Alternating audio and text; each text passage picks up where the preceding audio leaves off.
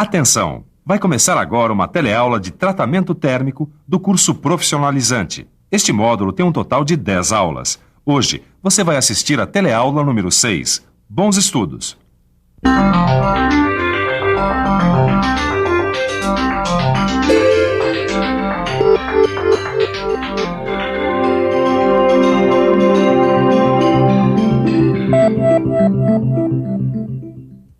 Adivinha só o que o Ananias está fazendo? É isso mesmo que você está pensando, um tratamento térmico. Bom, na hora eu não acreditei, né? Como é que dá para fazer um tratamento térmico sem usar um forno, usando só o maçarico? Não dá, eu pensei. Pois o Ananias não só disse que dava, como pôs a mão na massa e saiu fazendo. Mas você pode ficar tranquilo, porque ele me disse que assim que ele terminar aqui, ele vai explicar tudo direitinho pra gente. Afinal, esse tipo de tratamento térmico é um dos assuntos da nossa teleaula. Hoje, você vai aprender um tipo de tratamento térmico que só endurece a superfície dos materiais, a têmpera superficial, e vai ver as maneiras de se realizar esse tipo de têmpera. Ananias, você está me dizendo que essa ferramenta aí está tão temperada como uma outra que tivesse passado pelo processo de têmpera normal? Aquele que a gente já viu, com direito a forno e tudo? O que é que você acha? Tá em dúvida? Então preste atenção na nossa teleaula de hoje, que já já você sabe a resposta.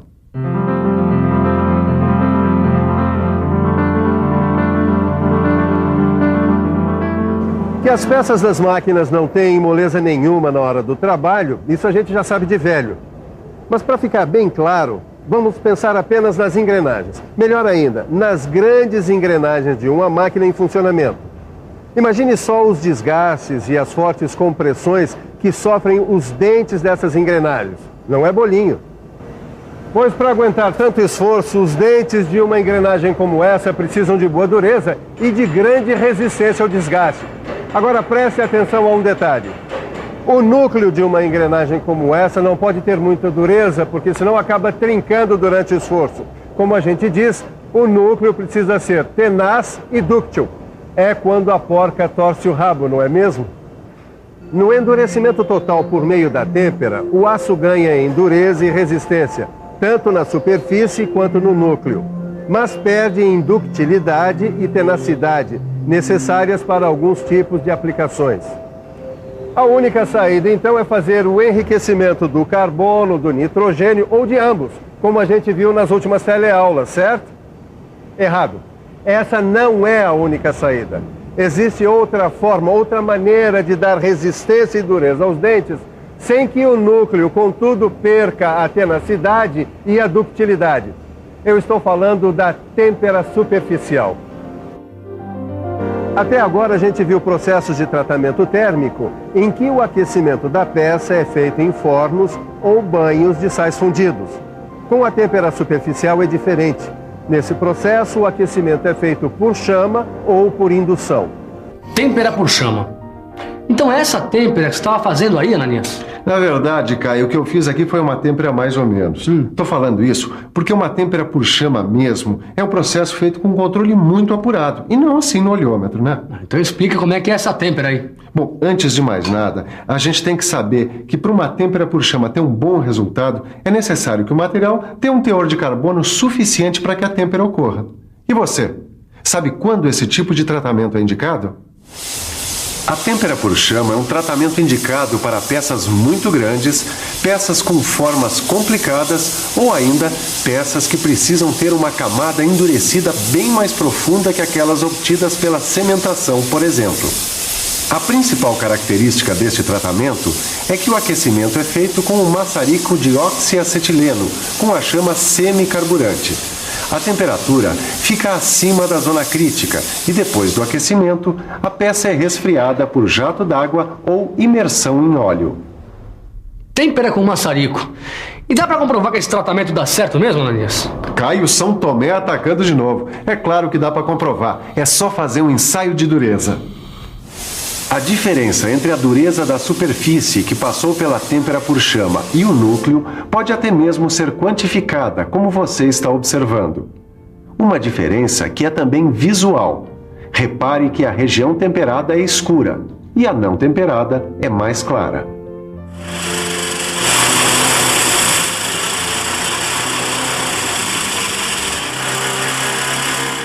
Olha aí, além desse delicioso caldo de cana, ou garapa, se você preferir, quais são os outros produtos obtidos a partir da cana-de-açúcar?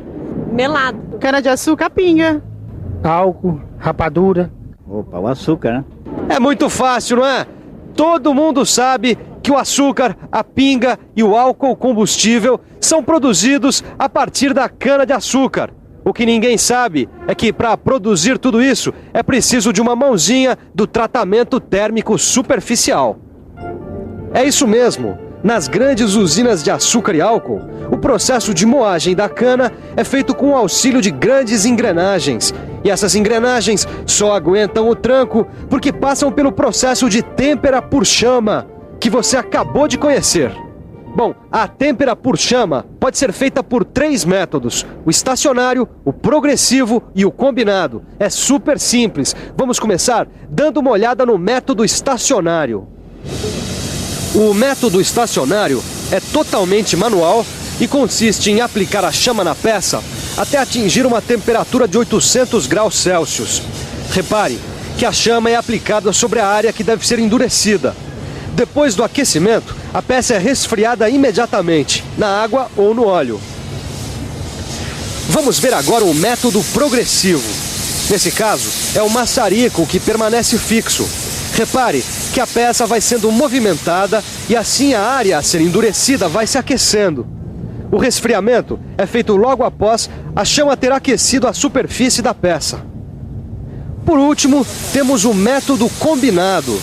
Como o próprio nome já sugere, aqui a peça e o maçarico se movem simultaneamente. E como você pode ver, esse método requer o uso de máquinas e dispositivos especiais. Ele é aplicado, geralmente, em peças cilíndricas e de grande tamanho. Uma peça submetida a uma têmpera por chama, método combinado, alcança uma dureza que varia de 53 a 62 Rockelsc. A espessura da camada endurecida pode atingir até 10 milímetros, dependendo, é claro, da composição do aço e da velocidade de deslocamento da chama. Muito bem, você viu que a têmpera por chama pode ser feita pelos métodos estacionário, progressivo e combinado. Mas a têmpera superficial não se resume somente à têmpera por chama, não, senhor. Essas peças, por exemplo, elas precisam passar por um processo de endurecimento da superfície, ou seja, a têmpera superficial. Só que neste caso o processo é diferente. Trata-se da têmpera por indução. Aqui, neste caso, a diferença principal está no aquecimento, que, como o próprio nome diz, baseia-se no princípio da indução eletromagnética. Como é que está o seu conhecimento de física, hein? Mais ou menos? Pois então, fique por dentro da indução eletromagnética.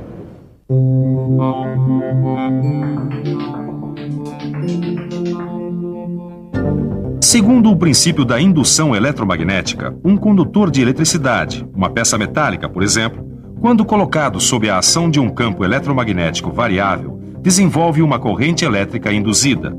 Assim, a peça se aquece devido à resistência que opõe à passagem dessa corrente induzida. Aqui a gente tem uma unidade de aquecimento por indução. Ela é composta de um aparelho de alta frequência e de uma bobina feita de tubo de cobre. Como essa bobina tem que envolver a peça a ser aquecida, ela pode ter uma espira, como é esse caso aqui, ou mais. E pode ter várias formas, dependendo, é claro, da peça. Aí você está vendo alguns tipos de bobinas com diferentes números de espiras e formas variadas. São essas bobinas que vão criar o campo magnético e assim a corrente elétrica induzida. E tem mais. A frequência da corrente alternada aplicada à bobina define a profundidade da camada a ser endurecida. Alta frequência, por exemplo, pequena profundidade. Baixa frequência, grande profundidade. Mas na maioria das aplicações, na prática mesmo, o que a gente usa é a alta frequência. A gente usa 450 kHz. Por falar em prática, que tal ver a têmpera por indução sendo realizada passo a passo? Muito bem.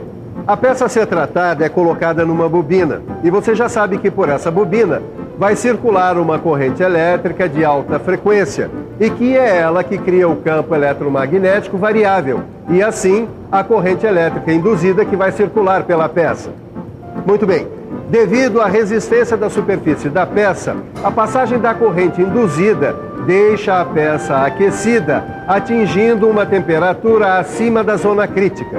Depois de algum tempo, a peça é então resfriada por jatos d'água.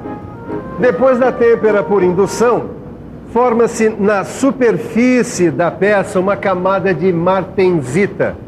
Lembra? Martensita, aquele tipo de estrutura de alta dureza? É isso aí. Agora, acontece que a têmpera também provoca tensões internas. Então, na sequência, deve-se fazer um tratamento térmico, ou seja, o nosso conhecido revenimento.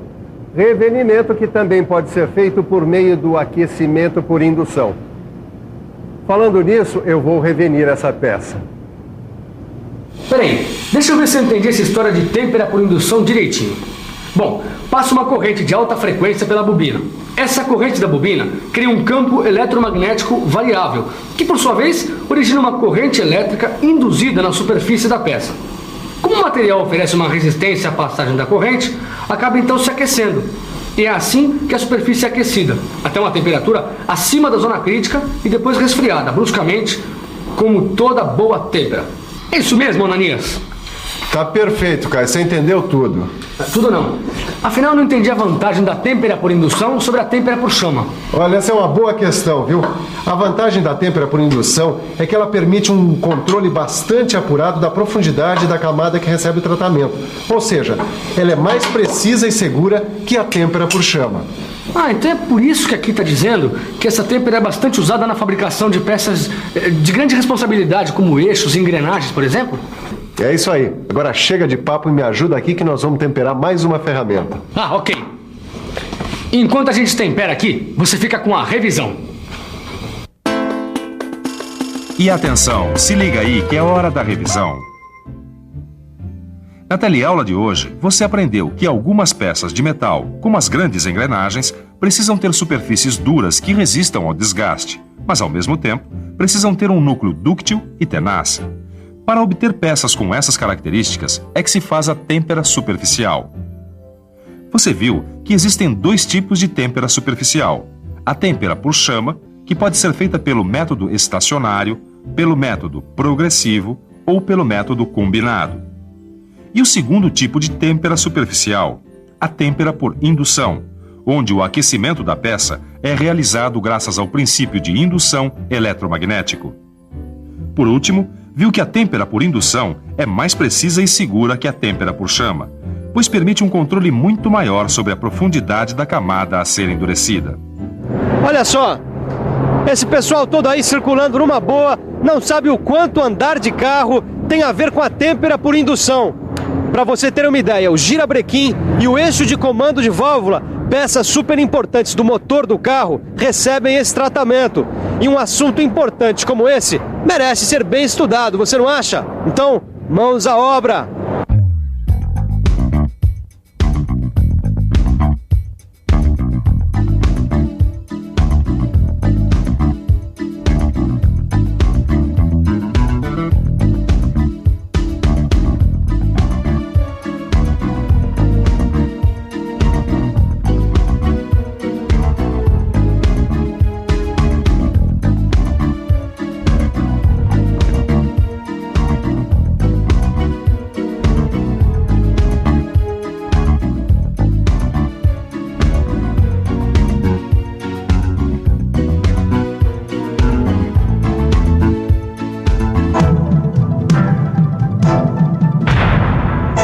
Telecurso 2000, um programa de educação do Sistema Fiesp e da Fundação Roberto Marinho.